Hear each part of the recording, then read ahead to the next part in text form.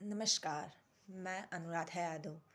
इस महाशिवरात्रि के शुभ उपलक्ष्य पे आप सभी का तहे दिल से स्वागत करती हूँ। आप सभी का स्वागत है हमारे यूट्यूब चैनल में। और इस महाशिवरात्रि के शुभ उपलक्ष्य में मैं शिव स्तोत्र प्रस्तुत करने जा रही हूँ। अगर आपको ये वीडियो अच्छी लगे तो लाइक, सब्सक्राइब एंड शेयर ज़रूर करें।